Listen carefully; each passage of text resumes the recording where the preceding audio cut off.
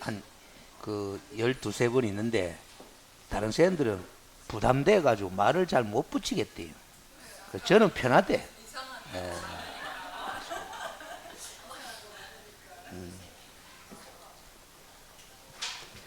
자, 시작합시다. 자, 교재는 일단 딱 두 권 피놔놓고 기본서하고 그 요약서를 두 권을 딱 피놓고 자, 화면을 가지고 쭉 한번 훑어봅니다. 그래서 화면을 가지고 그 뒤에 화면 보이죠? 다 보이죠? 자, 공인중개사 법령. 우리가 공부할 법은 공인중개사법하고 부동산 거래 신고 등에 관한 법률, 기본적으로 이 두 가지 법입니다. 일단 공인중개사 법령의 제정 목적이라는데 법이 있고 시행령이 있고 시행규칙이 있는 건 아시죠? 그죠? 상위 규범과 하위 규범의 관계 있는 거다 이 말이지. 자, 그래서 우리 공인중개사법, 국회가 제정한 법의 제정 목적을 정독을 합니다. 공인중개사법은 공인중개사의 업무, 알겠어요? 업무, 중개 업무죠, 당연히. 그리고 등자가 붙은 거는 경영 업무가 또 있기 때문에 등자가 붙은 거야. 다 익히려고 욕심 부리지 않아도 됩니다. 설명만 듣고 지나가면 됩니다. 그래서 그 공인중개사 등의 업무 등에 관한 사항을 법으로 규정을 해가지고 그 중개 업무와 경영 업무에 관한 전문성을 제고시키고 부동산 중개업을 건전하게 육성해가지고 결과적으로는 궁극적으로는 국민 경제 이바지함을 목적으로 해서 만든 법이다라는 거죠. 그 법을 알겠어요. 구체적으로 시행하기 위해서 그리고 또 이 법에서 대통령한테 위임된 사항과 그 시행에 관하여 필요한 사항을 규정하기 위해서 대통령이 명령의 형식으로 제정한 것이 바로 공인중개사법 시행령이 되어 있어요. 그렇죠. 자, 그리고 이 국회가 만든 법과 대통령이 내린 명령의 시행령에서 위임시키 준 사항과 그 법과 시행령을 시행하는 데 필요한 사항을 규정하기 위해서 국토교통부 장관이 내린 명령이 공인중개사법 시행규칙이다. 그래서 이 시행규칙은 법과 시행령에서 위임시키 준 사항과 그 시행에 관하여 필요한 사항을 규정하기 위해서 만든 거다 이렇게 적어 놓은 거였어요.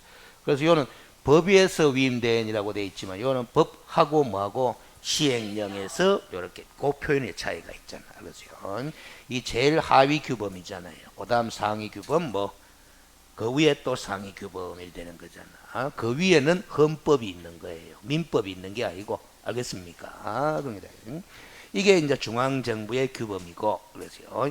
이 하위에는 지방정부의 규범이 있잖아. 조례와 규칙 하는데, 규칙은 몰라도 돼요. 그 규칙하는 거는 이 시행규칙과는 달라요. 지방자치단체장이 집행하기 위해서 필요한 규정을 만든 규칙이라는 게 있어. 그렇죠. 지방자치단체 의회가 제정한 규범인 조례라는 게 있잖아. 알겠죠? 조례. 조례라는 용어 기억해야 됩니다. 알겠죠? 공법에서도 나오죠. 도시계획 조례 나오잖아. 우리 공인중개사법에서는 중개보수와 실비에 관해서 또 조례하는 게 등장을 한다 이 말이지. 알겠어요? 자, 그런 정도로 우리 공인중개사법령의 시스템을 이해하시면 됩니다.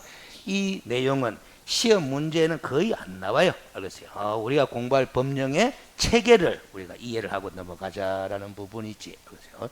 근데 이 공인중개사 법령의 법적 성격이라고 이야기하는데 이 법적 성격이라는 것은 그렇죠? 다른 법과의 관계를 어떻게 우리가 볼 거냐라는 거지. 우리가 공부할 공인중개사법은. 그래서 이 공인중개사법은 부동산 중개업을 두루두루 규율하기 위해서 만든 무슨 법이다? 일반법이다라는 거지. 두루두루 규율하기 위해서 만든 일반법이다라는 말의 의미는 대한민국에서 어느 누구든지 간에 부동산 중개 업무를 수행하는 경우에는 이 공인중개사법의 적용을 피해갈 수 있다 없다? 없다라는 뜻이 바로 일반법, 기본법 이렇게 표현하는 거라. 그러세요. 자, 그래서 지역농협이 농지의 중개 업무를 수행하더라도 이 일반법인 공인중개사법의 적용을 피해갈 수 있다 없다? 없습니다. 그렇죠. 없는데 이 지역농협이 농지의 중개 업무를 할 때만큼은 따로 법을 만들어 놓은 게 있다 없다? 있다라는 거야. 농업협동조합법이라는 법이 있다 이 말이지. 근데 그 농업협동조합법은 농협의 업무를 규율하기 위한 법이겠죠. 근데 그 농업의 업무 중에 하나가 농지의 중개 업무도 들어가거든. 그래서요. 그러니까 농협협동조합법 규정 여러 규정 중에 농지의 중개 업무도 부동산 중개 업무 아이가? 그렇죠. 그 농지의 중개 업무를 규제하고 있는 일부 조문이 있다 이 말이에요. 그 일부 조문은 이 공인중개사법에 대한 무슨 법적 성격을 지니는 거다. 특별법적 성격을 지니는 거다라는 소리야. 그래서 구체적으로 우리가 농업협동조합법의 조문 하나를 외울 필요는 없는데 어떻게 규정되어 있는지 한번 보자 이 말이야. 농업협동조합법 57조 1항 2호 바 여기에 보면은 이런 식으로 적혀져 있어. 지역농협은 경제사업으로서 농지의 매매, 임대차, 교환의 중개 업무를 말 수 있다. 수행할 수 있다라는 거라. 알겠습니까? 여기 농업협동조합법에 적혀져 있어. 자, 그러면 여기서 우리가 이 표현을 하나 갖다 붙일 필요가 있어요. 뒷부분 가면 이런 표현이 나온단 말이야. 우리 공인중개사법에 다른 법률의 규정에 따라 중개업을 할 수 있는 경우 이런 표현 나온다 안 나온다? 나옵니다. 그러면 그 다른 법률의 규정에 따라 중개업을 할 수 있는 경우에 대표적인 사례 하나가 바로 누구? 지역농협이 되는 거야. 이게 다른 법률 아이가 이 말이지. 이 규정에 따라 중개업을 할 수 있다라고 돼 있으니까 알겠어요. 지역농협도 그렇게 돼 있지만은 알겠어요. 지만은 이 농협동조합뿐만 아니라 뭐 지역산림조합도 이런 식의 규정이 있어. 또 산업단지관리기관도 이런 식의 규정이 있어. 한국자산관리공사도 뭐 이런 식의 규정이 있다라는 거야. 그래서 지금 기억해놔야 될 게 다른 법률의 규정에 따라 중개업을 할 수 있는 경우가 몇 가지가 있다? 4가지가 있다. 이런 만큼은 외워놔야 되죠. 지역농협, 지역산림조합, 그러세요. 산업단지관리기관, 한국자산관리공사. 그러면 그런 4개의 법인체를 규율하는 다른 법이 있다 없다? 있겠지. 그 다른 법들은 다 이 공인중개사법에 대한 무슨 법적 성격을 지닐 수밖에 없다. 특별법적 성격을 지닐 수밖에 없다라는 거예요. 알겠습니까? 그렇게 이해를 해두시면 되고. 근데 이 부동산 공인중개사법은 민법과의 관계를 설정해 보면은 무슨 법적 성격을 지닌다? 특별법적. 상법과 관계를 보더라도 무슨 법? 특별법적 성격을 지닌다라는 걸 알겠어요. 자, 그래서 알겠어요. 이 여기 시험 지문에 과거에 나왔던 거라. 공인중개사법은 민법의 특별법에 해당한다. 요 민법의 상법의 특별법에 해당한다. 이렇게도 표현을 넣을 수도 있는 거지. 알겠어요. 민법과 상법의 특별법이니까. 알겠어요. 자, 그래서 우리가 요걸 한번 읽어봅시다. 부동산 중개인은 상법, 알겠어요. 상법 제46조 11호에 보면은, 알겠어요. 뭐가 나오느냐 하면은, 46조가 상행위의 종류가 나와. 중개행위의 종류가 나오는 게 아니고, 무슨 행위? 상행위의 종류가 46조, 상법 46조에 적혀져 있어. 한 20가지 정도 쭉 적혀져 있는데, 그 11번째에 무슨 행위도 상행위에 속한다고 돼 있다. 중개에 관한 행위도 무슨 행위에 속한다? 상행위에, 기본적 필요 없어. 상행위에 속한다라고 표시가 돼 있다 이 말이지. 그러면 우리 부동산 중개행위도 중개에 관한 행위로서 상행위에 속하니까 상법의 적용을 받는다 안 받는다? 받는다라는 거라. 알겠습니까? 공인중개사법의 적용도 받죠? 부동산 중개행위니까 그렇죠. 상법의 적용도 받는다. 그러면 이제 이 공인중개사법과 상법의 관계를 어떻게 볼 거냐라는 논리가 나오는 거라. 그래서 상법은 중개에 관한 행위만 규율하는 거 아니잖아.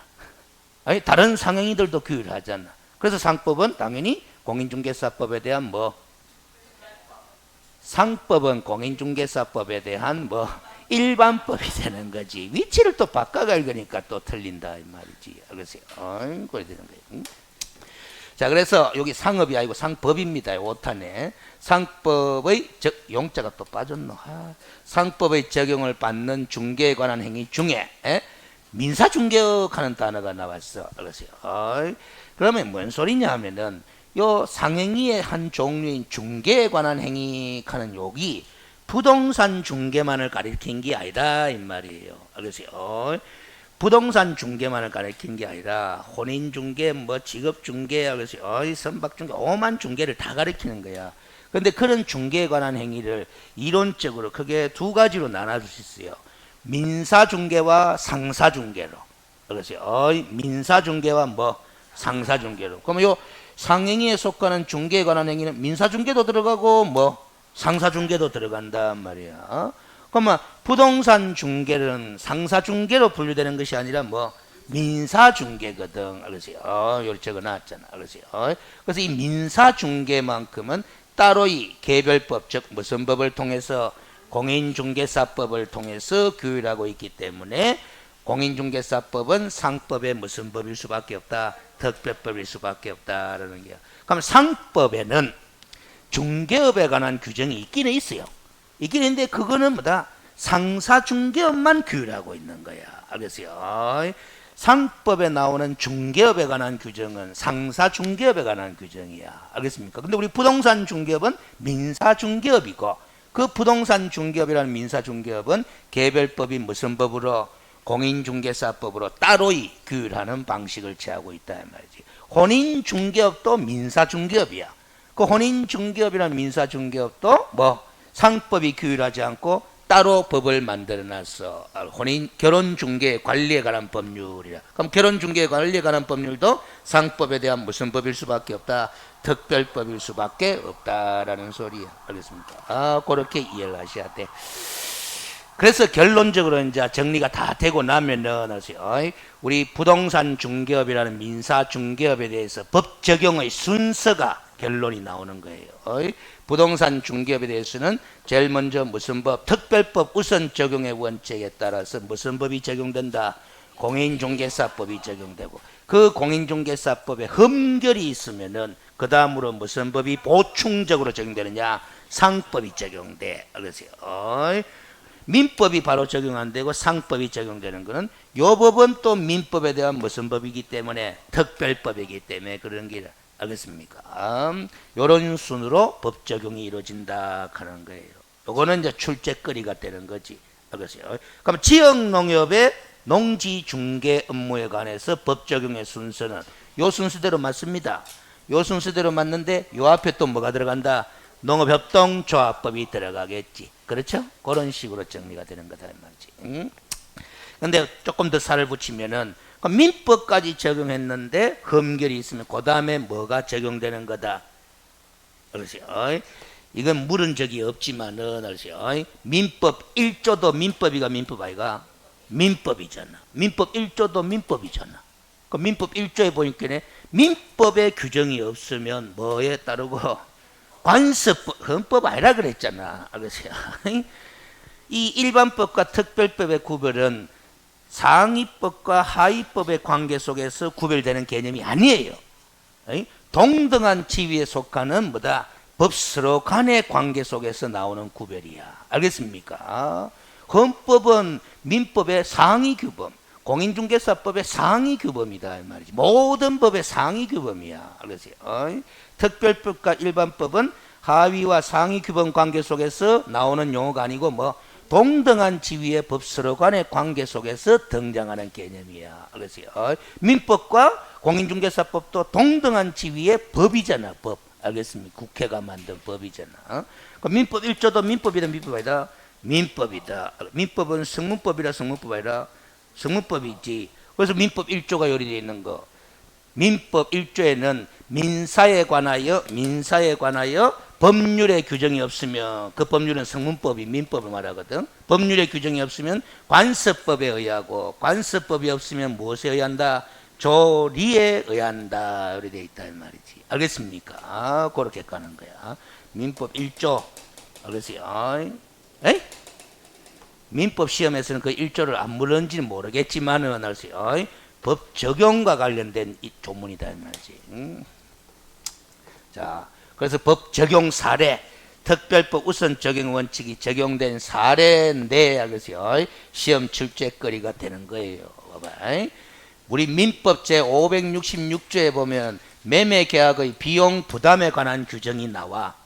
알겠습니까? 무슨 소리 알죠? 이것도 민법 출제거리죠.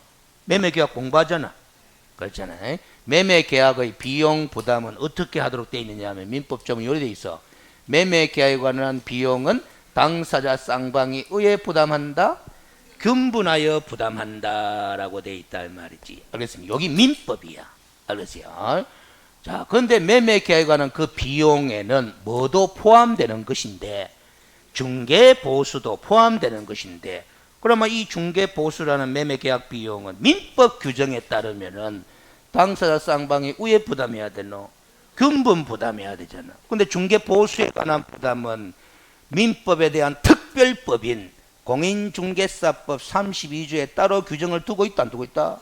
두고 있다라는 거야. 그럼 여러분들이 공부한 공인중개사법 32조에 보면 중개보수는 거래 당사자 쌍방이 의에 부담한다?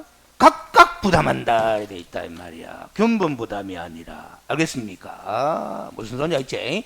균분 부담이라는 단어와 각각 부담이라는 단어의 뜻이 같나? 다르잖아. 알겠어요? 그래서 중개보수라는 매매 비용에 관한 부담만큼은 민법이 적용되기 전에 특별법인 무슨 법? 공인중개사법이 우선 적용돼가 균분 부담하는 것이 아니라 뭐 각각 부담하게 된다라는 거라요. 알겠습니까? 쌍방부터 각각 받도록 규정하고 있다 돼 있잖아. 알겠습니까? 이게 특별법 우선 적용의 원칙이 적용된 대표적인 사례다라는 소리야. 알겠습니까? 자, 봐봐요. 여러분들이 민법만 공부하고 공인중개사법을 전혀 공부 안 한 사람이라고 생각해봐. 알겠어요? 그러면 중개보수는 어떻게 부담합니까? 이리 물어봐. 민법 공부했다며. 그럼 어떻게 부담한다고 하면 되노?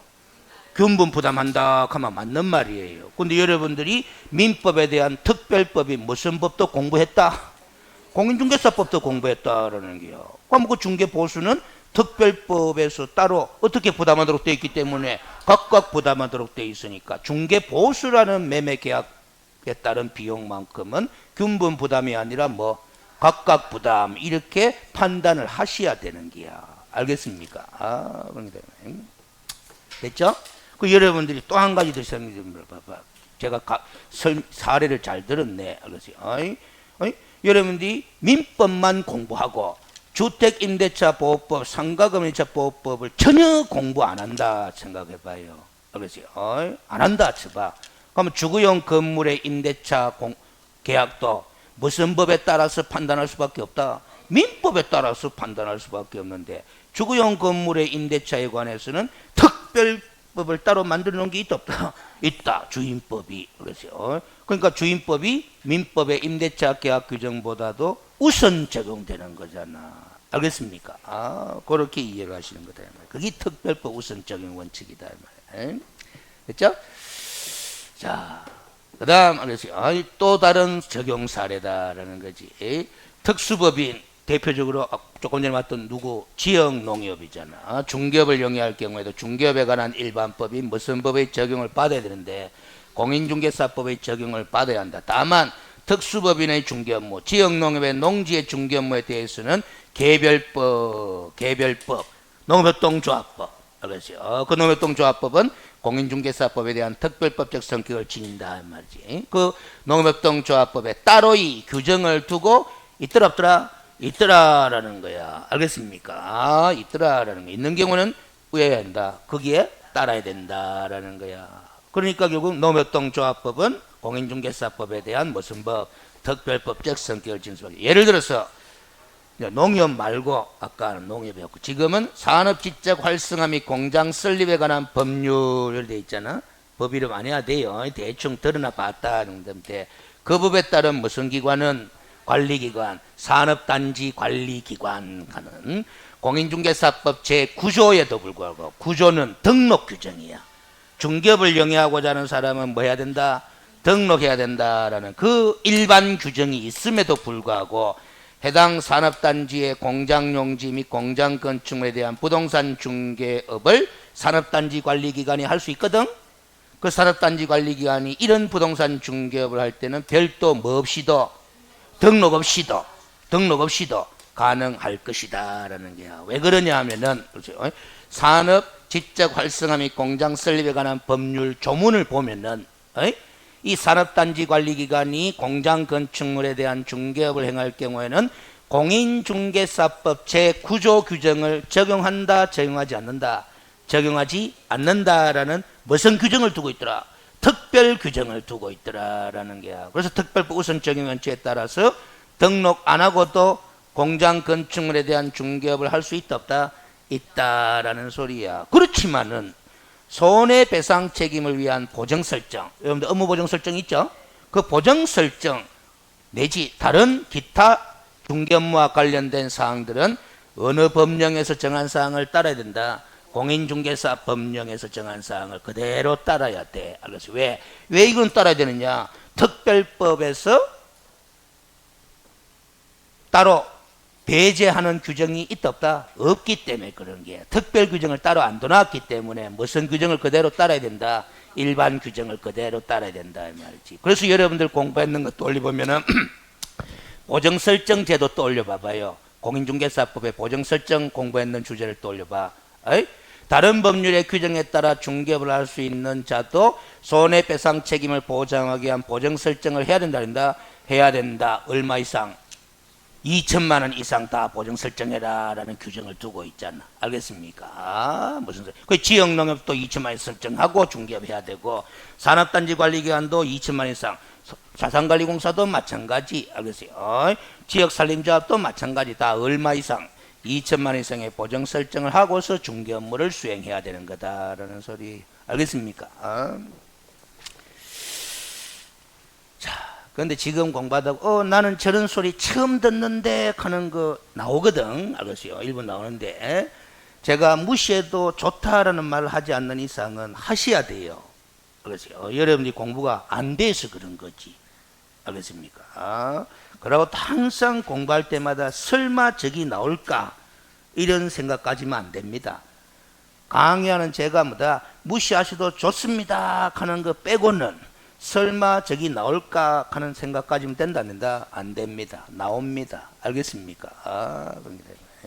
여러분들 자꾸 공부를 하기 싫어하기 때문에 그런 생각을 가질 수밖에 없어. 자, 이것도 시험 출제된 판례죠. 그래서 이것도 제가 지금 법적 성격 부분에 집어넣은 이유가 특별법 우선 적용의 원칙이 적용된 판례 사례야. 그래서 봐봐, 복덕방 하는 게 중개사무소 아닙니까? 옛날에 복덕방이라고 불렀지 뭐. 이런 걸 이제 시험 문제 낼 때는 복덕방이라고 안 내고 글자를 바꿔서 내는 거야. 중개사무소에 상호를 내걸고 이런 식이다 이 말이지. 알겠어요? 부동산 매매 등의 소개업 하는데 옛날에는 소개업겠지만 지금은 뭐고 중개업이지 뭐. 중개업을 하는 자, 이게 바로 오늘날의 개업 공인중개사 아이가. 그 개업 공인중개사는 그 소리야. 알겠어요? 공인중개사는 상법 46조가 아까 뭐 중개에 관한 행위, 상행위의 종류를 적어놨다 그랬잖아. 그렇죠? 거기 11호 하고, 그리고 동법 제4조, 요거 4조는, 상법 4조는 상인의 개념이 나와요. 그렇죠? 상인의 개념이 왜 나오느냐? 여기 나와. 자기 명의로 상행위를 하는 자는 상인으로 규정하고 있더라라는 게. 그럼 우리 개업 공인중개사도 자기 명의로 중개에 관한 행위라는 이 상행위를 영업하는 사람 맞나? 맞잖아. 그러면 개업 공인중개사도 상인이 맞나? 맞다. 상인임이 명백하고 나왔잖아. 개업공인중개사도 상인임이 명백하다, 안 명백하다? 명백하다 이 말이지. 그러면 상인인 개업공인중개사가 그 영업범위 내에서 타인을 위하여 중개행위를 했잖아. 중개행위를 한 이상 특별한 약정이 없다 하여도 상법 61조 상인의 보수 청구권에 관한 규정에 따라 가지고 중개를 부탁한 중개 의뢰인에 대하여 상당한 보수를 청구할 수 있다라는 거야. 그러면 상인의 보수 청구권이 어디 있냐? 상인은 그 영업 범위 내에서 타인을 위하여, 의뢰인을 위하여 중개행위를 한 때는 이에 대하여 상당한 보수를 청구할 수 있다라고 상법 61조가 규정이 되어 있거든. 그래서 우리 개업공인중개사가 의뢰인으로부터 중개 의뢰 받을 때 보수 지급에 관한 특별한 약정이 있었다 없었다? 없었다고 하더라도 의뢰인을 위해서 중개행위를 한 이상 그에 상하는 보수를 청구할 수 있다 없다? 있다라는 그 판례라. 그래서 이게 시험 문제 한 2차례 나올 때 어떻게 짐이 나오냐? 개업공인중개사는 중개 의뢰인으로부터 보수 지급 약정을 받지 않은 경우에도 중개 행위에 대한 상응하는 보수를 청구할 수 있다 없다? 있다. 이렇게 시험 지문 나온 거예요. 이 판례를 그렇게 내는 거지. 알겠습니까? 이게 결국은 봐봐요. 무슨 법이 적용되는 바람에 이런 결론이 나온 거다. 상법이 적용된 거야. 왜 상법이 적용되느냐? 우리 공인중개사법은 상법에 대한 무슨 법이고? 특별법인데 특별법 우선 적용주에 따라서 공인중개사법을 먼저 적용하려고 딱 읽어봤디. 의뢰인과 보수 지급 약정을 하지 않은 경우에도 중개 보수를 청구할 수 있다 하는 말도 없고 없다 하는 말도 없어. 그러면 이제 특별법에 흠결이 있는 거잖아. 특별법에 흠결이 있으면 무슨 법으로 가는 거다? 일반법으로 가는 거다.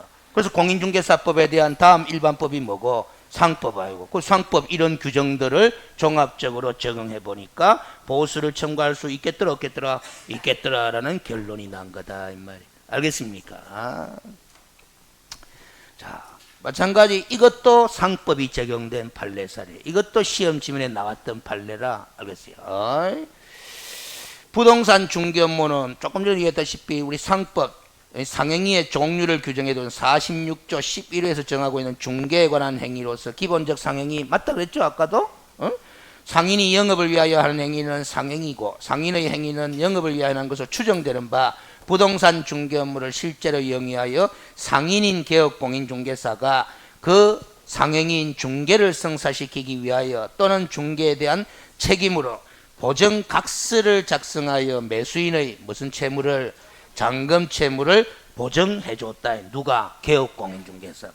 매수인이 잔금 제대로 치를 것 같다 안 치를 것 같다 안 치를 것 같다가 계약서에 도장 찍으려고 간다 못 간다 못 간다. 그러면 안심하세요. 매수인이 잔금을 지급하지 않으면 본 개업공인중개사가 뭐 잔금을 지급하겠다라고 보증각서를 써준 거야. 그 보증각서를 써준 행위도 중개를 성사시키기 위해서 행한 행위 맞나 맞다 이 말이지. 그래서 그 상행위 즉 중개에 관한 행위로 간주가 된다라는 거야. 알겠어요? 그래서 그 보증각서를 써주는 행위도 중개행위의 일부다 일부 아니다 일부다라는 거야. 알겠습니까? 그런 소리. 그렇게 이해를 하셔야 된다. 자, 그 다음에 우리 공인중개사 법령의 법적 성격으로 우리가 법은 크게 공법과 뭐 사법으로 분류해 볼 수 있는데, 그렇죠? 공법과 사법으로, 그렇죠? 우리 공인중개사법도, 그렇죠? 중개 업무에 관한 공법적 관계와 또 뭐 사법적 관계를 두루두루 함께 규율하고 있기 때문에 무슨 법적 성격이 있다? 사회법, 중간법, 혼합법 다 같은 말이야. 알겠어요? 소위 말하면 우리 공인중개사법 조문들은 공법적 성격의 규정과 사법적 성격의 규정이 거의 반반 비스무리하게 섞여 있다 안 섞여 있다? 섞여 있다라는 소리예요. 알겠습니까? 그런 거죠. 그래서 여러분들이 민법은 부동산에 관한 무슨 법이다? 사법에 속하는 거예요. 알겠어요? 국토계획법, 건축법 이런 거는 부동산에 관한 뭐 공법에 속하는 거다라는 거지. 알겠습니까? 그럼 요거 한번 판단해 봐요. 자, 공간정보의 구축 및 관리에 관한 법률도 공부했나 안 했나? 했죠. 지적제도를 공부했죠. 그 법은 부동산에 관한 공법적 성격을 지닌 법이에요, 사법적 성격을 지닌 법이에요? 공법적 성격을 지니는 법이다라는 소리 이제 판단할 줄 아네. 알겠습니까? 우리 공인중개사법도 구체적으로 한번 물어봅시다. 그럼 우리 공인중개사법 공부한 내용 중에 알겠어요. 중개업을 영위하고자 하는 사람은 중개사무소 개설 등록을 하여야 한다라는 구조 규정도 있고, 알겠어요. 또 20조에 가면은 알겠어요. 개업공인중개사가 중개사무소를 이전한 때로부터 10일 이내에 등록관청에 중개사무소 이전 신고를 하여야 한다라는 이런 규정이 있어. 알겠어요. 또 개업공인중개사가 사무를 초과하여 휴업을 하고자 하는 때는 등록증을 첨부해서 등록관청에 미리 신고하여야 한다라는 규정이 또 있어. 21조에. 이런 규정들은 공법적 성격의 규정이에요, 사법적 성격의 규정이에요? 공법적 성격의 규정이다라는 거지. 그래서 이제 다 판단할 수 있으면 됐어요. 알겠어요? 나오죠? 자, 중개 업무에 관한 우리 공인중개사법은 알았어요. 무슨 법에 해당한다? 국내법에 해당한다 이 말이지. 알았어요. 국제법으로 분류되지 않는다. 그래서 아까 제가 이런 얘기, 대한민국 영역 내에서 어느 누구든지 외국인이든 알았어요. 한국 사람이든 대한민국 영역 내에서 중개 업무를 수행할 때는 두루두루 적용되는 법이 공인중개사법이다 했잖아. 그렇죠? 그 대한민국 영역 내에서 효력을 발생하는 법이기 때문에 무슨 법이다? 국내법이다라는 소리지. 알겠어요? 자, 그렇죠. 그리고 개업 공인중개사 등의 권리와 의무 관계를 규정한 무슨 법에 해당한다? 실체법적 성격을 지닌다. 그런데 그 권리와 의무를 이행하는 절차에 관한 규정들도 나오더라, 안 나오더라? 나옵니다. 그래서 절차법적 성격도 일부 지니고 있어요. 그래서 이거는 출제가 좀 힘들어. 알겠어요? 요런 정도다 이 말이지. 자, 그다음에 공인중개사법 제2조에 시험에 매회 나오는 조문입니다. 용어 정의에 관한 거는 문제가 이기라. 문제가 공인중개사법령상 용어 정의에 관한 설명이다. 옳은 것은 틀린 것. 그게 문제야. 매회 나옵니다. 그래서 중개를 하면 우리 공인중개사법 제3조에 따른 3조에 규정된 3조에 의한 3조에 따른 다 같은 말입니다. 따른 중개대상물, 토지, 건축물, 그 밖에 토지정착물, 임목, 광업재단, 공장재단 이런 것들이 바로 뭐 3조에 따른 중개대상물이죠. 그렇죠. 그 물건 중에 한 가지 물건에 대하여 거래 당사자 간에 그렇죠. 권리를 이전하고자 하는 자와 권리를 뭐 취득하고자 하는 자 사이에 매매를 하든지 교환을 하든지 임대차를 하든지 그 밖에 권리의 득실 병에 관한 거래 행위를 알겠어요? 뭐 해주는 거?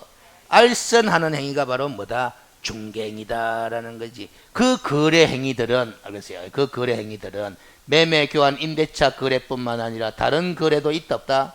있다. 알겠어요? 다른 거래도 있다. 이 다른 거래는 그 밖에 권리의 득실 변경에 관한 행위에 났잖아. 그래서 뭐 전세권이라는 권리의 득실 변경에 관한 행위, 지상권이라는 권리의 득실 변경에 관한 행위, 저당권이라는 권리에 관한 득실 변경에 관한 행위 다 들어간다 안 들어간다? 다 들어간다. 유치권도 들어간다 안 들어간다? 들어간다. 알겠습니까? 그런 거 공부한 기억이 났죠? 그렇죠. 그 시험 문제는 그렇게 냈잖아. 여기서 말하는 이 중개의 개념에서 말하는 그 밖의 권리에는 어떠한 권리도 포함되느냐 그런 거 기출하고 그러잖아. 알겠어요? 근데 매매, 교환, 임대차 딱 끄집내놨죠? 그래서 여러분들 민법 공부할 때, 계약법 파트 공부할 때 15가지 전형 계약 다 공부하나? 요 3개만 공부하나? 3개만 공부하잖아. 알겠습니까? 이것들과 관련해서는 물권법에서 공부하잖아. 요것과 관련해서는 뭐 물권법에서 공부하잖아. 알겠어요? 여기에는 질권이라는 권리가 들어간다 안 들어간다? 안 들어가잖아. 안 들어가야 공부를 안 하는 기야. 알겠습니까? 알겠어요? 그렇죠? 자, 그런데 이런 다양한 행위들은 전부 다 무슨 행위로서의 성질을 지니는 거다? 법률 행위로서의 성질을 지니는 거다라는 게. 결국 이 물건에 대한 알겠어요? 거래 당사자 간의 무슨 행위를 법률 행위를 알선하는 것이 바로 뭐다?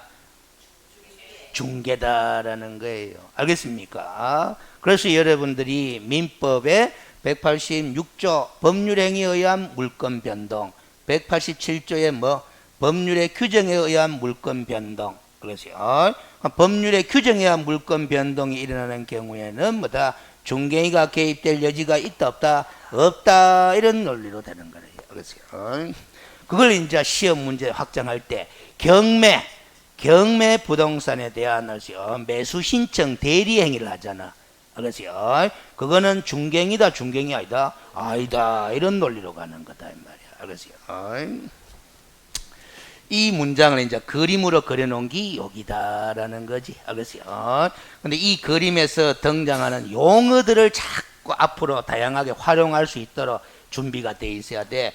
여기서는 그냥 거래 당사자 간에 이리 적어놨잖아? 이게 거래 당사자잖아. 맞죠?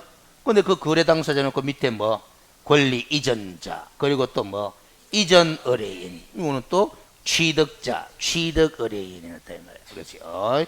다양한 표현으로 바꾸어서 사용할 수 있는 거야. 알겠습니까?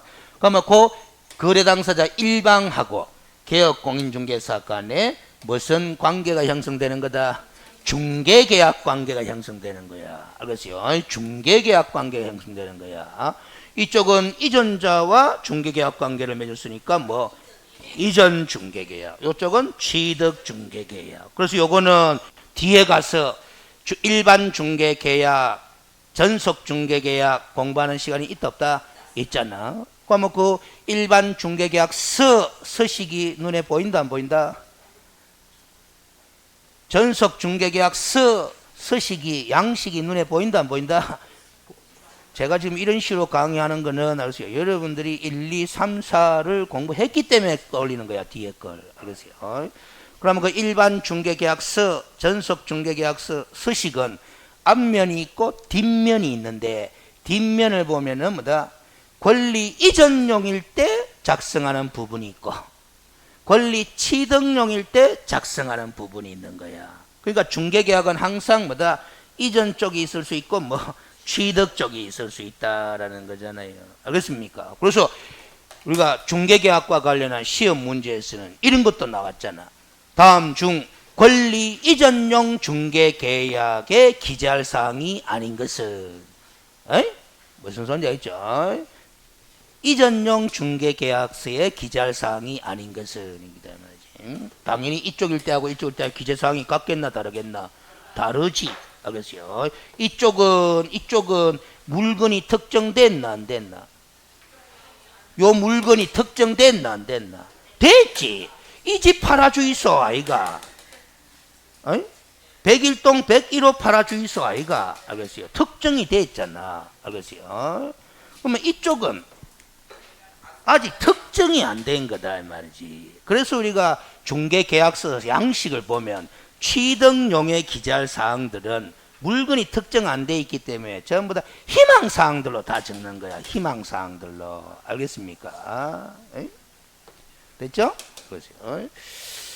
이거는 이제 거래 당사자가 행하는 이런 행위는 법률행위라고 했잖아. 법률행위. 근데 그 법률행위를 알선하는 게 뭐다? 중개라고 하잖아. 그러면 이 중개행위 그 자체는 법률행위다 사실행위다?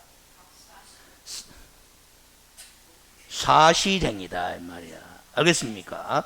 개업공인중개사가 중개계약을 체결해가지고 행하는 중개행위 그 자체는 이것도 행위잖아. 이 행위 자체는 법률행위에 해당하는 것이 아니라 뭐 사실행위에 해당하는 거다 이 말이지. 알겠어요? 사실행위. 그 사실행위를 통해서 무슨 행위가 성립될 수 있도록 법률행위가 성립될 수 있도록 도와주는 것이 바로 중개야. 알겠어요? 무슨 소리인지 알죠? 여러분들 이 행위가 사실행위냐 법률행위냐 그걸 판단할 능력 가져야 되나 안 가져야 되나? 가져야 되잖아. 알겠어요? 실무에서는 쓰잘데기 없는 지식이지만은 시험 문제는 내더라 이 말이야. 알겠어요? 우리 요약집도 다 적혀져 있어요. 나중에 볼 거야. 알겠어요? 자, 그래서 봐봐요. 그 그림을 다시 잘 떠올리면서 읽어봐. 중개행위의 대상은 지금 뭐라고 적어놨노? 중개대상 물, 중개대상 권리, 중개대상 행위 세 가지 용어를 적어놨지. 왜 세 단어를 적어놨느냐 하면 이때까지 기출문제를 분석해 보면은 시험 출제자들이 중개대상물이냐 아니냐를 물어본 적도 많고 중개대상 권리냐 아니냐를 물어본 적도 많고 중개대상 행위냐 아니냐를 물어본 적도 많다 이 말이지. 요 세 단어 잘 봐봐요. 중개대상 물 요 있잖아. 중개대상 권리 어디 있노? 요 있잖아. 요 있잖아. 중개대상 행위 요 있잖아. 알겠어요? 무슨 소리인지 알죠? 그러니까 이걸 묻는 거야. 이걸 알겠어요? 이걸 물을 때 물건으로 물을 수도 있고 뭐 권리로 물을 수도 있고 행위로 물을 수도 있다 이 말이지. 알겠어요? 이 행위라는 것은 결국 뭐다? 이 물건에 관한 행위야. 맞지? 이 권리라는 것은 결국 이 물건에 관한 권리야. 알겠어요? 그 질권 요 들어간다 했나 안 들어간다 했나? 안 들어간다 했죠. 안 들어가는 이유가 이 물건과는 질권은 하등의 관계가 없거든. 토지, 건축물, 임목, 광업재단, 공장재단 아이가. 그게 질권하고 관계 있나 없나? 없으니까 이 권리에는 질권이라는 게 들어갈 리가 없는 거예요. 알겠어요? 유치권 들어갈 수 있지. 왜? 유치권은 토지 유치권 행사할 수 있잖아. 건축물 유치권 행사할 수 있잖아. 이 물건과 관계 있는 권리 맞나 안 맞나? 맞아. 그런데 그놈의 유치권은 행위, 법률 행위를 통해서 성립하지는 않잖아. 법률의 규정에 의해서 권리가 성립하는 거지. 맞아 안 맞아? 그래서 법정담보물권이라고 하잖아.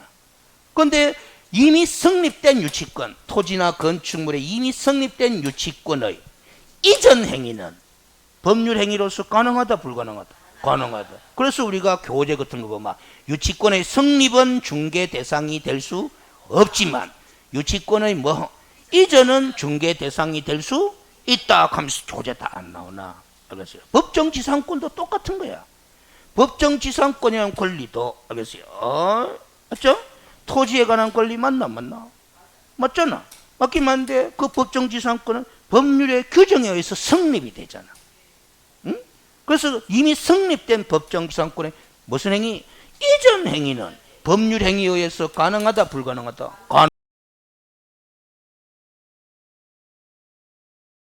없지만 이전에는 중개가 요 논리를 계속 깨달아야 되는 게다 이 말이지. 이 그림 속에서 놀면 쉬워져요. 그렇지?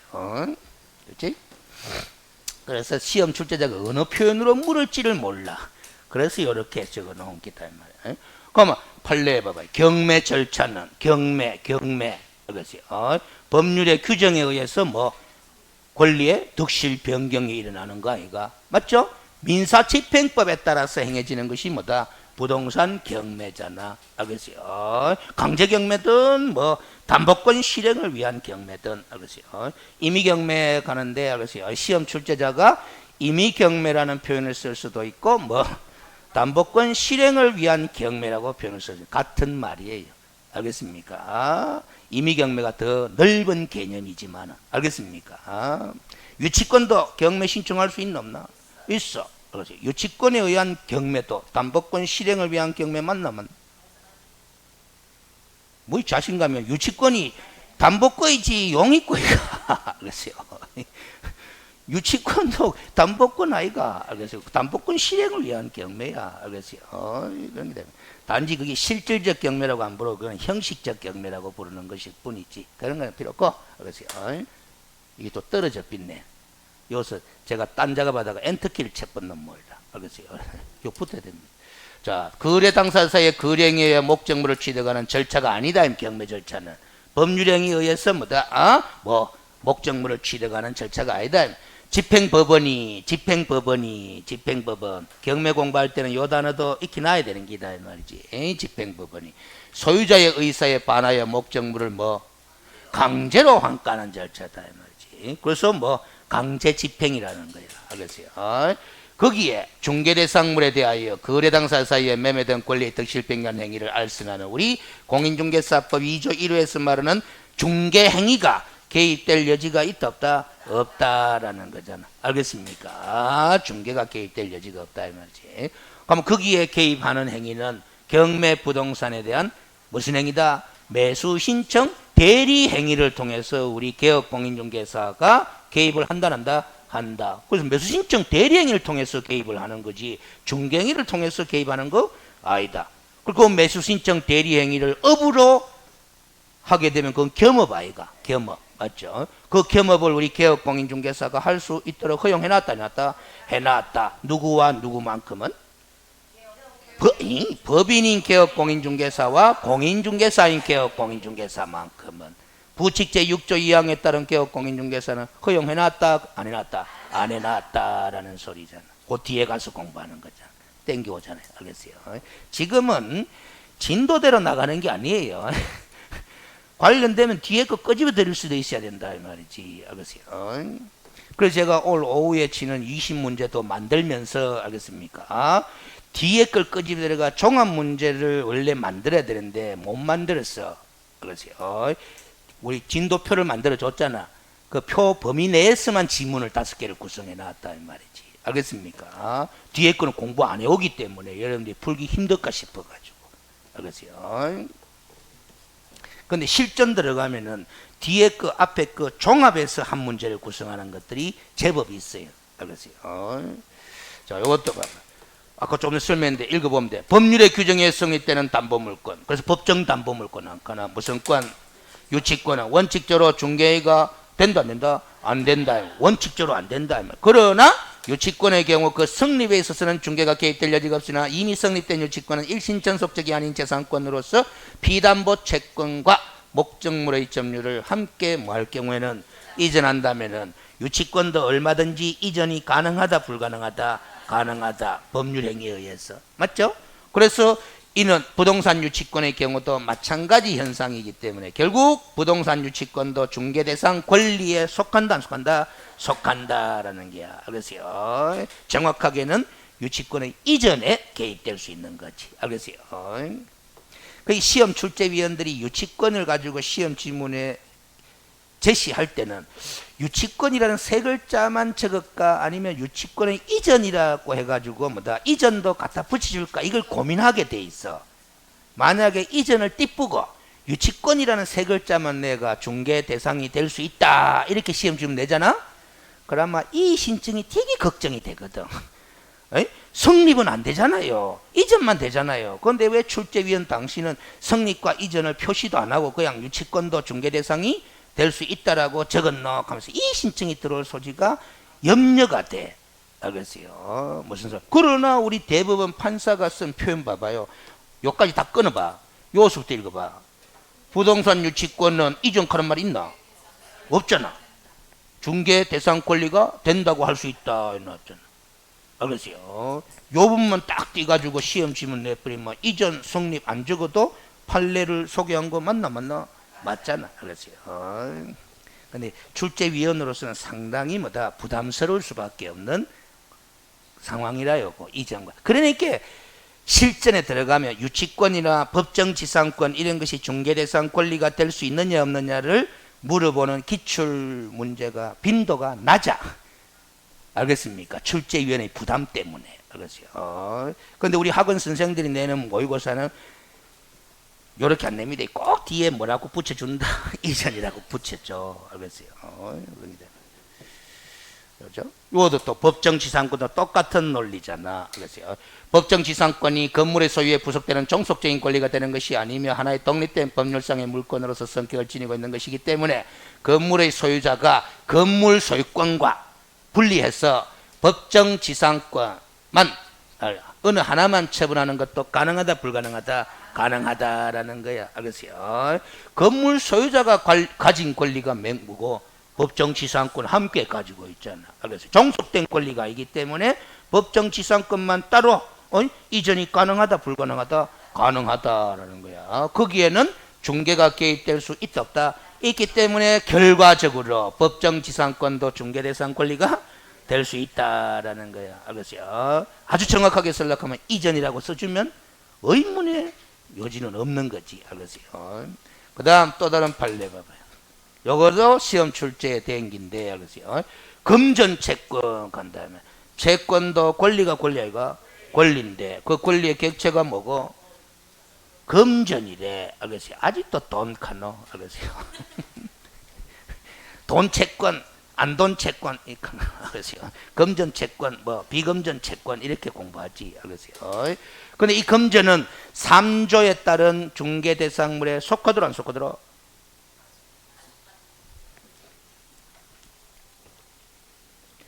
중개를 하면 법 제3조에 따른 중개대상물에 대하여 거래 당사자 간의 법률행위를 알선하는 거잖아.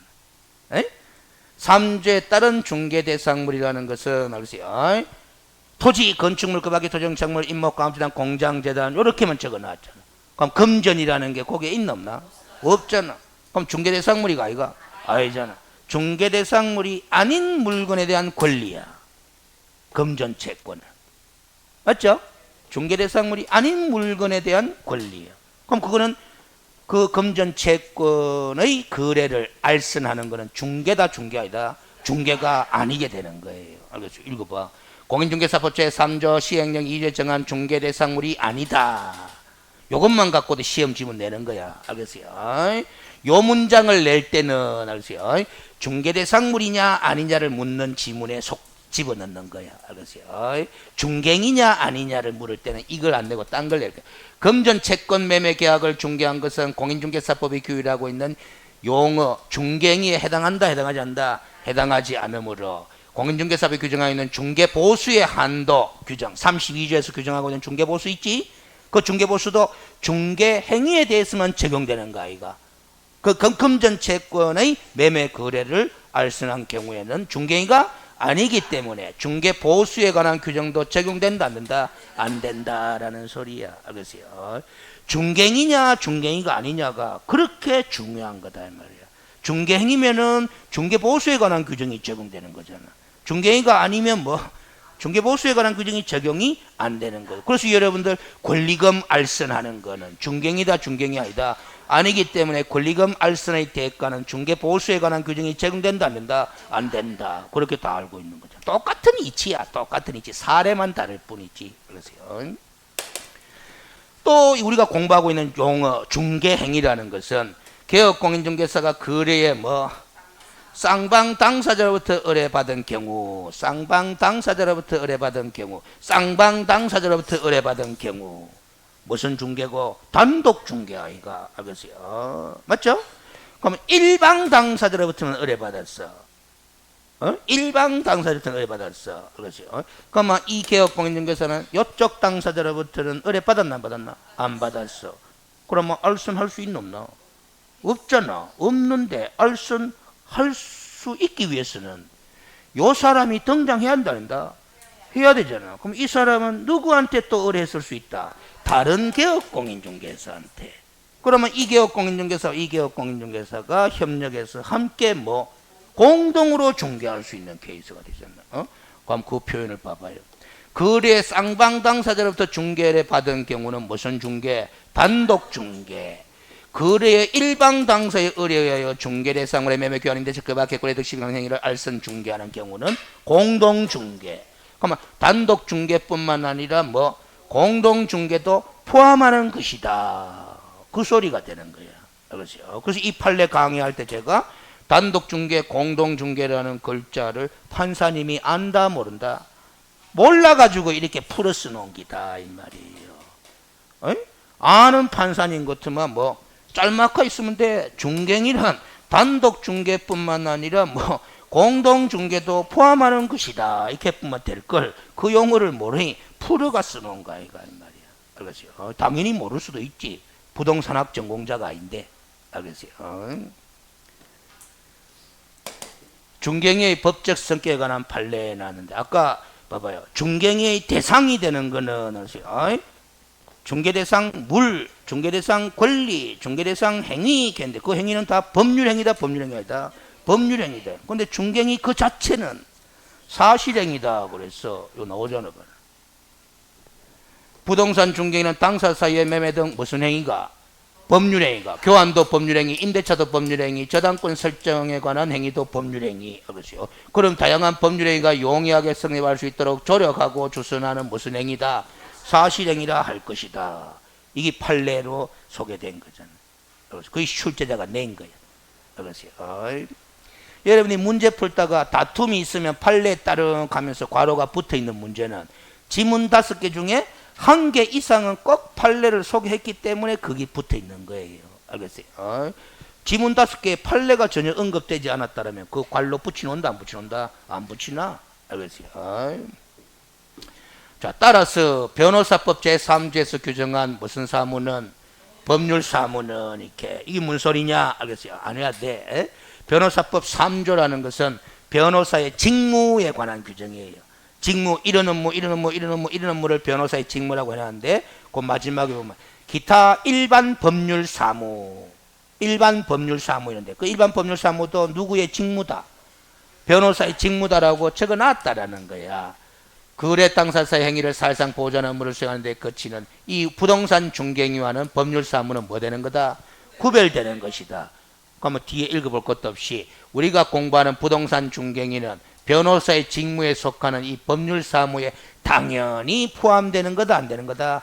안 되는 거다라는 소리야. 구별되는 기기 때문에. 알겠어요? 따라서 일반의 법률 사무에 중개인가 당연히 포함되는 것이라고 해석할 수 없다. 알겠어요? 그러면 우리 부동산 중개인은 변호사의 직무에 속한다, 안 속한다? 안 속한다. 알겠어요? 안 속한다. 안 속하면은 결국 변호사는 다른 법률의 규정에 따라 중개업을 할 수 있는 자에 속한다, 안 속한다? 안 속한다. 이게 이 판례의 결론인 거야. 알겠어요? 그래서 다른 법률의 규정에 해당한다고 명시한 바도 없기 때문에 변호사가 결국 뭐다? 중개 업무를 수행하기 위해서는 우리 공인중개사법의 적용을 받아서 중개사무소 개설 등록해야 된다, 된다? 해야 된다. 그럼 등록하기 위해서는 등록 기준을 갖춰야 한다, 안 갖춰야 한다? 갖춰야 되는데 변호사도 등록 기준을 잘 봐봐. 적용받지 않는다고 할 수 없다. 적용받지 않는다고 할 수 없다. 적용받는다. 그 소리야. 그럼 등록 기준을 갖춰가 등록해야만이 변호사도 뭘 할 수 있는 거다? 중개업을 할 수 있는 거다. 알겠죠?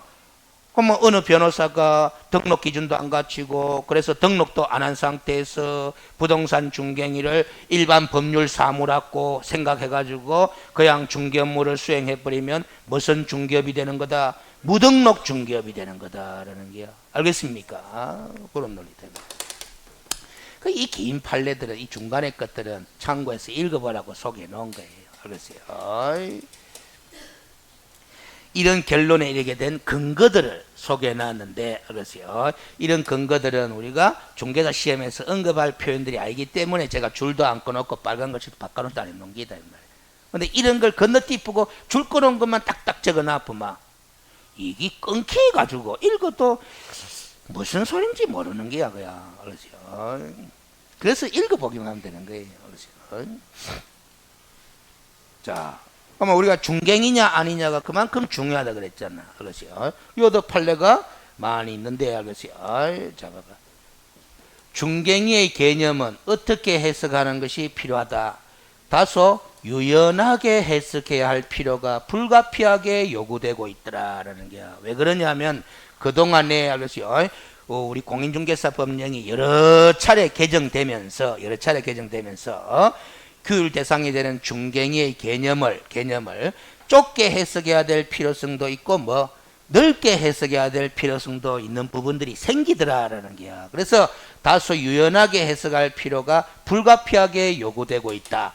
그래서 결론적으로 우리 개업공인중개사가 행한 행위가 30조 손해배상 책임의 보장, 30조에서 우리가 손해배상 책임과 업무보증 설정에 관한 걸 공부하거든. 알겠어요? 자, 거기에 이 조문만 읽어드릴게요. 30조 1항이 어떻게 되어 있냐면 개업공인중개사가 중개행위를 함에 있어서 고의 또는 과실로 거래 당사자에게 재산상 손해를 발생케 한 때는 그 손해를 배상할 책임이 있다 해놨어. 무슨 행위를 함에 있어서? 중개행위를 함에 있어서. 그러면 거기 그 30조 1항에서 말하는 중개행위냐 아니냐가 30조에 따른 손해배상 책임을 지느냐 안 지느냐에 영향을 미치나 안 미치나? 미치죠? 그렇죠? 그럼 그 중개인이냐 아니냐를 판단할 때도, 알겠어요? 어떻게 해석 좀 해야 된다? 다소 유연하게 좀 해석해야 된다라는 거야. 그래서, 알겠어요? 개업공인중개사가 행한 행위를 무조건 중개인이라고 판단하지 말고 어떤 기준으로 판단해라? 객관적으로 보아 사회통념적 기준에 따라서 알선 중개를 위한 행위라고 인정되는지 여부에 의하여 결정하여야 한다라는 거야. 아니? 이 단어의 반대말이 뭐고? 주관적 아이가. 그게 행위자인 개업공인중개사의 주관적 의사를 기준으로 중개이냐 아니냐를 판단하지 말고 객관적인 기준으로 중개이냐 아니냐를 판단해라. 알겠어요?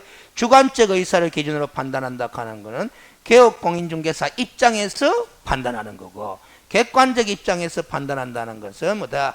개업공인중개사 이외에 주로 의뢰인, 거래 당사자 입장에서 판단한다는 거다 이 말이지. 알겠습니까? 그럼 당연히 봐봐요. 거래 당사자인 이 중개 의뢰인들의 시각에서 보면은 중개행위의 범위는 넓게 보고 싶나 좁게 보고 싶나? 넓게 보고 싶어지는 게야. 알겠습니까? 개업공인중개사 입장에서는 좁게 보고 싶어지는 거지. 알겠습니까? 그래서 결국은 손해배상 책임의 규정에서 말하는 중개행위는 넓게 해석해요. 넓게. 알겠어요? 그래서 나중에 손해배상 책임 부분에서 등장하는 판례 사례들을 읽어보면은 이런 것도 다 중갱이로 본다고. 알겠어요? 뭐 가장 대표적인 사례가 매매 계약 체결 이후에 중도금 지급, 잔금 지급, 등기 이전 과정에 개업공인중개사가 관여해서 도움 주는 행위도 중갱이로 본다 보는 거예요. 알겠어요? 무슨 소리인지 알죠? 그런데 우리가 공인중개사법 제26조에 보면은 중개가 완성된 때는 거래계약서를 작성해라 이렇게 돼 있다 이 말이야. 알겠어요? 맞죠? 그러면 거래계약서 작성 시점이 언제다? 중개가 완성된 시점이야. 그럼 여러분들 계약금 지불하면서 계약서 작성하잖아, 실무에서는. 그럼 중도금 지급이다, 잔금 지급은 계약서 작성 이후의 문제 아이가. 그럼 그건 중개 완성 이후의 문제 아닙니까? 맞지? 그러니까 26조의 계약서 작성 교부에 관한 조문에서 말하는 중개 행위는 언제 끝나버리는 거다? 계약서 작성해버리면 중개는 끝나버리는 거예요. 그러나 30조 손해배상 책임의 원인이 되는 이 중개 행위냐 아니냐 여부를 판단할 때는 계약서 작성 이후에 계약의 이행 과정에서 개업공인중개사가 관여하는 것도 중개행위로 보게 되는 거야. 이게 상당히 넓게 인정합니다. 그러세요. 핵심적인 것은 요 단어예요. 객관적 사회통념적 기준에 따라서. 두 번째 용어 공인중개사라 하면 요 앞에 글자가 개업하는 거 있나 없나? 소속하는 거 있나 없나? 없어. 공인중개사법에서 자격을 취득한 자이면 다 뭐라고 부른다? 공인중개사라고 부른다라는 거야. 알겠어요? 그럼 여러분이 연말에 자격증을 취득하게 되면은 공인중개사가 되는 거예요. 알겠습니까? 그러면 딱 끄집어 드립니다. 그럼 그 연말에 자격 취득하면 공인중개사 맞지? 알겠죠? 맞지? 그러면 공인중개사라는 명칭을 사용해도 된다 안 된다? 된다라는 거야. 알겠어요? 에? 그러면 지금은 공인중개사가 아니지? 그래서 공인중개사 아닌 자지? 공인중개사 아닌 자는 공인중개사 또는 이와 유사한 명칭을 사용한다, 뭐한다? 뭐한다. 8조 규정에 따라서. 지금 사용하게 되면은 뭐 형사처벌 대상이 되는 거예요. 1년짜리로. 알겠어요? 합격 딱 하고 난 다음에 사용하면 뭐 아무 문제가 없다. 명함세기도 된다. 알겠습니까? 벌써 8조 공부했습니다. 그 다음 중개업이라는 단어는 다른 사람의 의뢰에 일정한 보수를 받고 중개를 어떻게 하는 거? 업으로 행하는 거. 그래서 이 중개업이라는 단어는 중개라는 단어와 뭐 업이라는 단어에 결합된 단어로 볼 수 있고 중개라는 단어의 개념은 앞에서 점검했잖아. 근데 그것이 업이 되려면은 중개 행위가 업이 되려면은 다른 사람의 의뢰가 있어야 되고 일정한 뭐 보수를 받아야 하고 어떻게 해야 된다?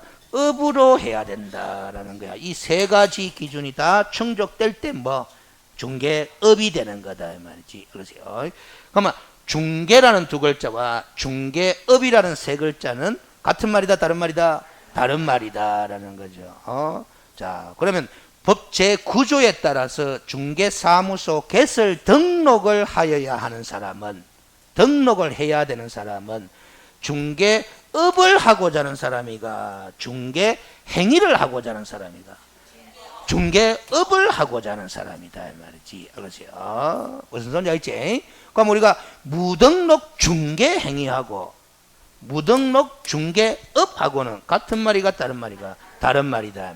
3년짜리로 형사처벌의 대상이 되는 것은 여기 형사처벌 대상이 되는 것이지 요거는 형사처벌 대상이 아니다라는 거야. 그래서 또 여기에 판례를 하나씩 갖다 붙이면 무등록 중개를 하는 자가 업하는 사람 아니라 무등록 중개를 하는 사람도 의뢰 받았겠나 안 받았겠나? 받았지. 그 의뢰인과 요 행위를 하는 사람 사이에 보수 지급 약정을 했어. 중개가 완성되면 중개보수를 얼마 지급하겠다라고 약정했어. 유효다 무효다? 유효다라는 소리야. 알겠어요? 유효. 그래서 중개가 완성되면 보수를 받을 수 있다 없다? 있다. 그런데 요렇게 하는 사람이 요렇게 무등록 중개업을 하는 사람도 의뢰 받았겠나 안 받았겠나?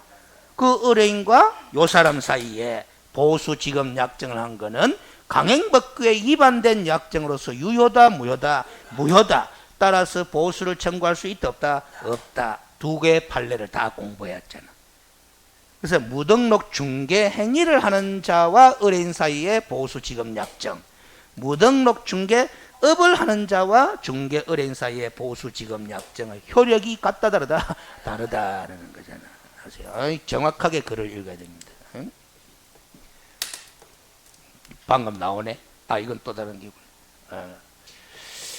자, 그래서 읽어볼게요. 우리 법 제9조에서는 중개 행위가 아니고 중개업을 영위하는 자가 뭐 하도록 돼 있다? 등록하도록 돼 있다라는 거지. 그래서요. 일단 중개사무소 개설 등록을 하여야 한다라는 거라. 그래서요. 그런데 우리 48조에 보면 중개사무소 개설 등록을 안 하고 무등록 상태에서 뭐를 하면 중개업을 하면은 은년짜리로 3년짜리로 형사처벌의 대상이 되도록 해놨다 이 말이지. 그런데 우리가 지금 공부하는 용어정에서 보면 중개업이란 다른 사람의 의뢰하여 일정한 보수를 받고 중개를 업으로 행하는 것을 말한다고 규정하고 있었죠. 그런데 거래 당사자들에게서 보수를 현실적으로 받았다 안 받았다? 안 받고 단지 보수를 받을 것을 약속하거나 요구하는데 뭐 해버렸다? 거친 경우에는 업이라고 할 수 있다 없다? 없다. 중개업이라고 할 수 없다라는 거야. 그래서 이 사람이 무등록자라 하더라도 무등록 중개업으로 형사처벌할 수는 있다 없다? 없다라는 거예요. 알겠어요? 그리고 그와 같이 중개보수의 약속 요구하는 행위를 별도로 처벌하는 규정이나 또 무등록 중개업을 했다라는 위반죄의 미수범을 처벌하는 규정도 있다 없다? 없기 때문에 우리 재형법정기 원칙상 중개사무소 개설 등록하지 않고 부동산 거래를 중개하면서 그에 대한 보수를 약속 요구하는 행위만 했을 때는 공인중개사법 위반죄로 처벌한다 뭐한다? 뭐한다. 알겠어요? 우리 공인중개사법은 무등록 중개업을 한 자만을 3년짜리로 처벌하고 있을 뿐이지. 알겠어요? 약속 요구하는 행위를 처벌하는 규정도 없고 무등록 중개업의 미수범을 처벌하는 규정도 없다 말이지. 알겠어요? 무슨 소리 알겠지? 그런데 냄새가 난다 안 난다? 나는 거지. 알겠어요? 그런데 결국 이 경우는 우리 법원 입장에서는 이 피고가 무등록 중개업을 했느냐 안 했느냐는 입증할 자료를 발견 못한 거야. 알겠어요? 무등록 상태에서 중개행위 한 것만큼은 틀림이 없어 보이는데 그 중개행위를 무등록 상태에서 업으로 했는지 여부는 입증할 자료가 있더라 없더라? 없더라라는 거예요. 알겠어요? 그래서 무죄로 나온 거죠. 됐죠? 자, 그러면 중개를 업으로 했느냐 안 했느냐가 중요하다 아니하다? 중요하다. 그 업으로 했느냐 안 했느냐를 판단할 때는 중개행위의 반복, 계속성, 영업성 등의 유무와 그 행위의 목적이나 규모, 횟수, 기간, 태양의 모습을 말하죠. 여러 가지 사정, 여기 중요한 여러 가지 사정을 종합적으로 고려해서 사회통념에 따라 판단하는 거다. 그렇게 본다면 우연한 기회에 단 1회 건물 전세 계약의 중개를 하고 보수를 받은 사실만으로는 업으로 했다고 볼 수 있다 없다? 없다라는 거야. 여기서부터 여기까지 여러 번 출제된 판례 사례라요. 알겠어요? 우연한 기획하는 이 단어를 통해서 반복 계속성 인정할 수 있겠다 없겠다? 없겠다라는 거야. 알겠어요? 또 다른 판례. 다른 사람의 의뢰에 일정한 보수를 받고 부동산에 대한 저당권 등 담보물권에 있을 때에 관한 행위. 저당권 등 담보물권. 그 밖의 권리에는 저당권 등 담보물권도 포함된다 안 된다? 된다. 그렇죠? 그 행위에 이것도 법률행위 아이가? 맞죠? 그 법률행위의 알선을 중개를 업으로 하는 것도 중개업이다 아니다? 중개업이다라는 게야. 그런데 그런 저당권 등 담보물권에 설정하는 행위의 알선 행위, 요 중개행위 맞거든? 그 중개행위가 금전소비대차 알선에 부수적으로 이루어졌다고 하더라도 중개업이다 아니다? 중개업이다라는 게. 우리 중개업이라냐 아니냐는 주된 행위로 했느냐 부수적인 행위로 했느냐는 중요하다 아니냐다? 중요하지 않다. 주된 행위로 하든 부수적인 행위로 하든 그것이 업의 요건을 갖추었다라면 다 등록해야 한다. 해야 된다라는 논리잖아. 그래서 중개행위가 부동산 컨설팅 행위에 부수적으로 이르렀다 하더라도 중개업에 해당하지 않는다고 볼 것도 아니다. 중개업에 해당된다라는 거잖아. 그래서 결론이 여기라. 이건 제가 쓴 거죠. 알겠어요? 주된 영업도 영업이고 부수적인 영업도 영업인 게요. 알겠어요? 다 시험 출제가 여러 차례 됐던 판례들이다 이 말이지. 또 내는 거죠. 알겠어요? 또 새로운 판례가 있으면 그걸 우선적으로 낼 끼인데 없으면 기존 판례 또 내는 게야. 알겠어요? 개업 공인중개사의 개념은 공인중개사법에 따라 뭐한 자? 등록한 자를 말한다. 개설 등록한 자를 개업 공인중개사라 한다. 그래서 이 단어와 이 단어는 같은 말이다, 다른 말이다? 다른 말이다 라는 거지. 알겠습니까? 이 단어와 이 단어는. 알겠어요? 다른 말이다. 알겠어요? 그러면 시험 출제위원이 시험 문제를 내면서 이 단어만 썼어. 이 단어만. 이 단어만 썼어. 이 단어 안 쓰고. 이 단어만 쓰면은 여러분들이 OX 판단할 때 누구를 떠올리면서 판단한다? 세 사람을 다 떠올리면서 판단하는 거예요. 단순 공인중개사, 소속 공인중개사, 공인중개사인 개업 공인중개사 세 사람을 다 떠올리면서 OX를 판단해야 돼. 그래서요. 요 사람 시험 출제자가 요 글자를 딱 썼으면은 소속 공인중개사 떠올리면 된다 안 된다? 안 된다. 단순 공인중개사 떠올리면 된다 안 된다? 안 된다. 요 사람만 탁 떠올리가 OX 여부를 판단해라 이 말이에요. 그렇죠. 그런데 참 시험 출제위원도 알겠어요. 별의별 짓을 다 합니다. 공인중개사인 개업 공인중개사 이렇게 자꾸 입에 익히나디 시험 문제 읽으면 거꾸로 써버리. 개업 공인중개사인 공인중개사 같은 말 다른 말 같은 말. 법인인 개업 공인중개사도 개업 공인중개사인 법인 이렇게 알겠어요. 거꾸로도 썼다가 옳게도 썼다가 막 이래 같은 말이다 이 말이지. 알겠어요. 자, 이 표현은 알겠어요. 이 표현은 왼쪽 칸을 오른쪽은 보지 말고 왼쪽 칸을 봅니다. 지금 우리가 무슨 법을 공부하고 있다? 공인중개사법. 공인중개사법에 따라 중개업을 할 수 있는 경우가 다 등록해야 되잖아. 공인중개사법에 따라 중개업을 하기 위해서는 등록해야 되나? 해야 돼. 그럼 등록한 자가 몇 종류다? 세 종류인 거야. 등록한 자가 세 종류인 거야. 맞죠? 이 사람도 등록했나 안 했나? 했어. 등록한 것으로 본다. 알겠습니까? 기득권 인정해가지고 다 등록된 사람이야. 알겠어요? 그런데 다른 법률의 규정에 따라 중개업을 할 수 있는 경우들이 있나 없나? 있지. 4개가 있지. 4개가 있지. 이 사람들도 원칙적으로는 등록해야 되나 얘들아? 해야 돼. 알겠어요? 해야 되는데 개별법에서 요 3개는 등록 규정을 적용한다는다? 안 한다라고 돼 있어. 그래서 지역농업, 지역산림조합 관리기관은 뭐다? 중개사무소 개설 등록 안 하고도 중개업을 할 수 있다 없다? 있는데 자산관리공사는 등록하고서 중개업을 한다. 그래서 3+1 이렇게 한다 이 말이야. 알겠습니까? 그런데 등록을 안 하든 등록을 하든 등록을 안 하든 등록을 하든 우리가 공인중개사법에서 공부했던 등록 기준 있죠? 적용한다는다? 안 한다라는 거야. 알겠어요? 등록하는 이 자산관리공사도 등록은 하는데 등록 기준을 갖출 필요는 있다 없다? 없다라는 거야. 형식적인 등록이. 알겠습니까? 그 3+1이라는 거야. 그러면 이 4개도 다 법이가 법이나 이가? 법인이야. 그래서 우리가 출제위원 캐릭터에 따라서는 이 4개를 무슨 법인? 특수법인이라고 표현하는 출제위원들이 있어. 알겠어요? 그러면 이것도 법인 아이가? 이 법인은 뭐다? 출제위원 성향에 따라서는 중개법인이라고 표현하는 경우가 있다 이 말이야. 알겠습니까? 그러면 이제 여러분들이 시험 문제 풀 때 이런 표현 나오면은 법인인 개업 공인중개사 요 표현이 나오잖아? 이거 생각하지 마시라고. 알겠어요? 그런데 생각하는 사람이 생긴다 안 생긴다? 생겨요. 그래서 문제를 낼 때 왜 내는 줄 압니까? 요 표현을 써가 문제를 낼 때 법인인 개업 공인중개사에 관한 설명이다. 옳은 것은 틀린 것은 뭐 이렇게 문제를 낼 때 그렇죠. 물음표 옆에다 괄호에가 이런 표현을 쓰죠. 다른 법률의 규정은 고려하지 않음. 다른 법률의 규정은 뭐 고려하지 않음. 가만 이거 생각하지 말고 OX 판단해라 라는 소리야. 알겠습니까?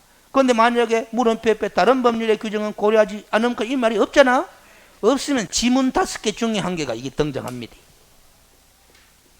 알겠어요? 그런 거잖아요. 근데 아예 곰마 이 표현 중개법인과 특수법인을 딱 써줘 보면은 뭐다? 이 명확히 여러분들이 구별이 가거든. 그런데 잘 안 써요. 그렇죠? 출제 위원이 누구냐에 따라서 달라진다. 이 좀 볼 필요 없고. 그렇죠? 그런데 하여튼 우리 공인중개사 법령을 위주로 공부하잖아. 이 법을 잘 공부 안 하잖아. 다른 법률. 그럼 공인중개사 법령에서는 개업공인의 종류를 이렇게 세 가지로 딱 해놨고 이 세 가지 개업공인의 종류에 따라서 규정이 다 달라져요. 그래서 가장 대표 예를 들면 분사무소 가면 이거하고 관계 있나? 없잖아. 요 사람하고만 관계 있는 거잖아. 맞죠? 알겠어요? 맞죠? 겸업 간다. 겸업. 중개업 이외에 겸할 수 있는 겸업 간다. 겸업하면 이 사람이 겸업이 다 같나? 다르잖아. 알겠어요? 인장 등록도 뒤에 공부하잖아. 인장 등록도 이 사람이 다 기준이 같나? 다르잖아. 그러니까 결국 우리가 공부할 다양한 내용들이 알겠어요? 이 개업공인중개사의 종별에 따라서 규정이 같다 다르다 하는 그걸 공부하는 기준으로 딱 삼고 구분 정리를 잘 하셔야 된다 이 말이에요. 알겠어요? 모든 개업공인중개사는 업무 지역 범위가 전국이다. 좀 다르잖아. 그런 식이다 이 말이에요. 공부를 정리를 고려 하셔야 된다 이 말이에요. 잠깐만. 그래서 이 부분은 참고하셔야 돼요. 그래서요.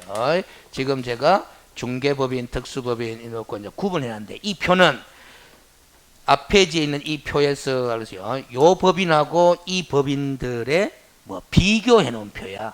알겠어요? 비교해 놓은 표.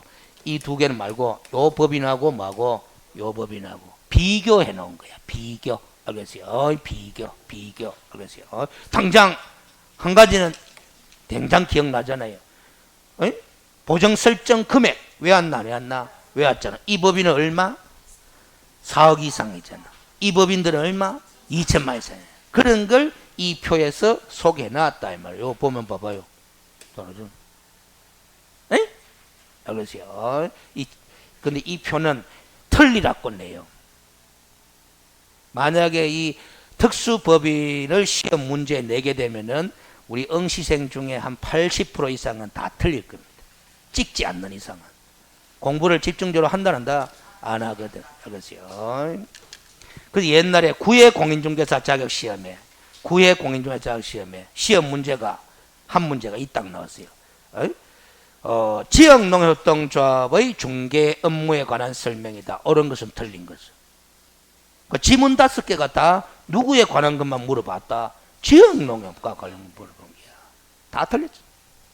그렇죠. 강의를 해주나 안 해주는데 그거 맞추려고 하면 무슨 법을 또 살펴가 공부해야 된다. 농협동조합법 관련 조문들 골라고 공부 다 해야 되는 게 이거 다 적혀져 이런 거 공부해야 된다 이 말이에요. 그렇어요. 요 표는 나중에 참고하시라고. 출제 빈도는 많이 떨어지지만 내면 틀리라고 내는 거야 이거. 그렇죠. 이런 것까지 내가 틀리라고 내는 기다 하면서 가르쳐줬는데 이런 것까지도 나는 안 틀리란다 하면서 상세히 공부 다 하잖아. 그런 사람이 100점으로 가는 거예요. 소위 고득점으로 가는 거다 이 말이에요. 그렇죠. 말만 자꾸 고득점 욕심내지 말고 그렇죠. 늘 자주 나오는 것만 공부하면 60점밖에 더 넘기나고. 그렇죠. 효자를 키우려고 하면 교육을 효자답게 교육시켜야 되지. 가만히 내빼치는데 그 효자가 되나. 그렇죠. 그다음 용어쟁이 소속 공인중개사라면 개업 공인중개사에 소속된 공인중개사로서 그렇죠. 중개 업무도 수행할 수 있다 없다? 있고 개업 공인중개사의 중개 업무를 뭐도 할 수 있다? 보조할 수도 있다라는 겁니다. 그렇죠. 이거 작년인가 재작년에 기출된 지문 하나가 버뜩 생각나는데 개업 공인중개사에 소속된 공인중개사로서 중개 업무를 단순히 보조하는 자는 소속 공인중개사가 아니다. OX. 그럼 집중력이 없노. 개업 공인중개사에 소속된 공인중개사로서 중개 업무를 단순히 보조하는 자는 소속 공인중개사가 아니다. X. 중개 업무를 단순히 보조하는 자도 소속 공인중개사 맞잖아 지금. 제가 일부러 단순이라는 단어를 집어넣은 거예요. 그 틀리라고 함정파하기 위해서 집어넣은 거예요. 보조 업무만 수행해도 자격증 가지고 보조 업무만 수행해도 소속 공인중개사 맞다 안 맞다? 맞다 이 말이지. 알겠어요? 소속 공인중개사라고 꼭 중개 업무를 수행해야 되나 이 말이지. 알겠어요? 근데 하여튼 여러분들은 자신감이 떨어지기 때문에 지문 속에 단순히 절대적으로 모든 어떠한 경우에도 반드시 알겠어요? 이런 단어가 석석 섞여가면 고마마 X로 자꾸 가고 싶대요. 알겠어요? 중개보조원 공인중개사가 아닌 자로서 자격증을 취득하는 순간 뭐 중개보조원은 물 건너가는 거야. 알겠어요? 무슨 말이죠? 그 여러분들이 연말에 자격증 따면은 중개보조원은 뭐다? 물 건너가는 거야. 알겠어요? 그 여러분들이 자격증 공부는 왜 하노? 이리 물으면 이렇게도 답을 할 수 있는 거예요. 중개보조원이 되기 싫어서 한다. 하면 된다 이 말이에요. 알겠어요? 그럼 뭐 되고 싶노? 하면 뭐 개업공인중개사가 되든지 소속 공인중개사가 되든지 그래서 자격증 공부한다 이런 논리가 되는 거야. 알겠어요? 개업공인 소속되기는 마찬가지인데 현장 안내든 일반 세무든 개업공인중개사의 중개 업무 관련한 뭐 단순한 업무를 보조하는 자가 중개보조원이야. 아무리 단순한 업무를 보조해도 자격증은 있다 없다? 없어야 중개보조원인 거야. 그럼 자격증이 있으면서 단순한 업무를 보조하면 뭐 소속 공인중개사야. 알겠어요? 됐죠? 이런 것들도 한번 참고 삼아서 읽어볼 필요 있어요. 한번 읽어볼게요. 외우는 거예요. 공인중개사 자격을 취득한 공인중개사를 보조원으로 고용할 수 있다 없다? 없다. 제가 자격증 취득하는 순간 중개보조원은 물 건너간다 했잖아요. 알겠어요? 법제처가 그렇게 해석하고 있다 이 말이지. 알겠어요? 중개보조원의 보조 범위에 대해서는 보조하라 하로 되어 있는데 보조. 이 보조가 도대체 어디까지가 보조냐라는 거지. 명확하다 불명확하다.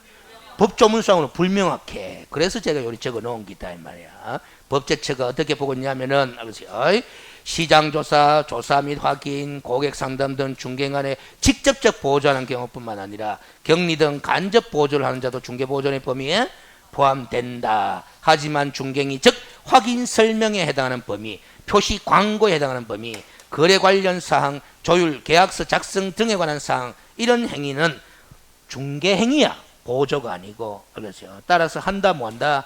뭐 한다라는 거야. 알겠습니까? 그런 게 되는 거지. 이것도 직접적 보조겠어요. 직접적 보조가 중개행위 한다는 소리가 아니야. 알겠어요? 중개 대상물의 조사 확인은 중개행위야. 이 중개행위에 직접적으로 보조야. 직접적이든 간접적이든 보조는 보조야. 알겠어요? 조사 확인할 때 알겠어요? 운전해라. 하면 그게 보조야. 알겠어요? 내가 조사 확인하러 나가야 된다. 현장 나가야 된다. 보존 보고 뭐 운전해라. 하면 그 운전행위가 바로 뭐다? 보조야. 보조. 그게 직접적 보조다 이 말이지. 알겠어요? 니는 사무실에서 장부나 정리해라. 서류나 정리해라. 그건 간접적 보조다 이 말이지. 알겠어요? 됐죠? 문제. 알겠어요? 이거 풀어봤잖아. 풀어봐도 또 풀면 또 틀린 사람이 있는 게야. 작년 기출자. 교환, 매매, 교환, 임대차, 중개행위 대상 행위 맞나? 맞잖아. 중개에 해당한다. 맞는 거지? 교환하는 행위는 교환이지 중개가 아니지. 교환하는 행위를 뭐 하는 행위가 중개다. 알선하는 게 중개야. 틀린 거지. 그렇죠? 알선하는 게 중개지. 교환하는 행위는 교환이지 중개가 아니지. 알겠어요? 맞죠? 단어가 빠져버린 게다 이 말이에요. 알겠어요? 중개를 하는 경우에는 그에 대한 보수를 받지 않더라도 보수 안 받으면 업이가 뭐이가? 아니잖아. 임원으로서 공인중개사 자격증 있대. 중개 업무를 수행하는 경우에는 개업 공인중개사에 해당한다 이러는데 임원으로서 임원이 개업 공인중개사가 아니잖아. 알겠어요? 개업 공인중개사는 뭐 해야? 등록해야 돼. 임원이 등록했나? 아니잖아. 알겠어요? 법인이 등록한 거지. 임원이 등록한 거 아니잖아. 틀립니다. 그럼 개업공인중개사 소속되어 개업공인중개사의 중개만 나오네. 단순한 업무를 보조하는 경우 중개보조원이래? 소속공인중개사야. 틀린 거다 이 말이야. 알겠어요? 자격을 취득한 자는 중개사무소 개설 등록 여부와 관계없이 등록했나 안 했나 자격 땄다며 공인중개사 만나면 나 맞지 뭐 알겠어요. 이게 오다 이 말이에요. 그렇죠. 그런데 해필이면 여기 5번에 갖다 박아 놓는 바람에 틀린 사람 많을 거야. 알겠어요. 여기 1번에 딱 갖다 박았으면 뭐 맞추는 사람이 많을 건데 알겠어요. 그런 식이다 말이지. 자, 그래서 지금 말이죠. 우리 공인중개사법 1조, 2조 한 1교시에서 다 끝났어요. 알겠어요. 끝났는데 쉬었다가 그 교재 요약집 탁탁탁 체크해 봅니다. 알겠어요. 쉬었다 합시다.